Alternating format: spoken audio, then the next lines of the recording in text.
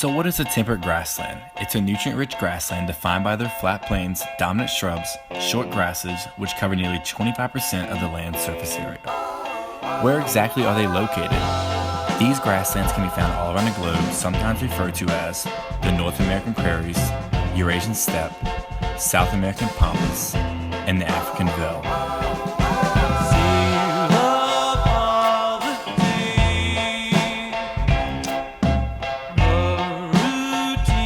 Now let's talk about climate. Temperatures can vary from 100 degrees to as low as negative 40 degrees Fahrenheit depending on where you look around the globe, and rainfall is generally moderate, around 30 inches annually. Since rainfall is so sporadic, grasslands rely heavily on aquifers that are replenished during winter snowstorms. These aquifers are vital for local farmers for agricultural production. There are many unique plants and animals that call these grasslands home, and are perfectly suited for these environments based on their physical and behavioral adaptations. For example, in North America, prairie dogs use burrows to escape extreme weather conditions and hide from large predators. In the Eurasian steppe, antelopes use their speed to outrun predators and make large-scale migrations. Why is physical geography so important? The lack of tall trees allows for an open landscape and make habitats suitable for large grazers and birds of prey to prey on small mammals like field mice and rabbits.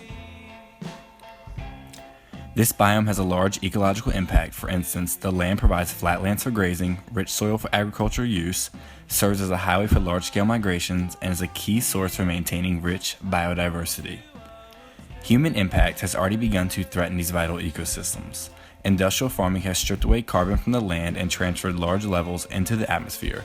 This has paved way for serious consequences such as soil devoid of beneficial microbes, lack of biodiversity and acceleration of soil erosion, contamination of water, and land pollution and the creation of toxic bacteria.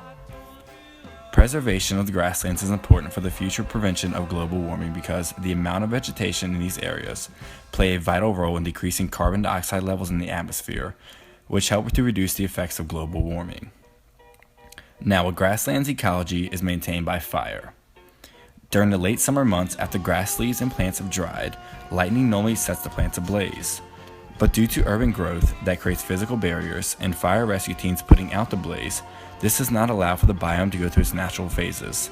If the foliage is not burned away, it can create a dense layer that can limit plant growth, and often essential nutrients are not released back into the soil when fire is not allowed to run its full course.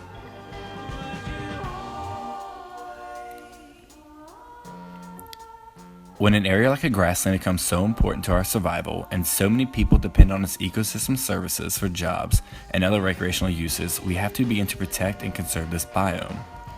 For example, these areas are prone to severe drought and environmental disasters such as overuse of pesticides, gas pipeline explosions, and desertification from overgrazing. Unfortunately, regulating many of these potential hazards has become increasingly difficult with the deep pockets of lobbyists, supported by farmers who spend $120 million annually to reduce regulation that would cut their own profits or make life a little harder for them. But why are these grasslands so important? Grasslands serve as a huge source of revenue for a large portion of the country and contribute $78 billion annually to the U.S. economy from agriculture, tourism, and conservation.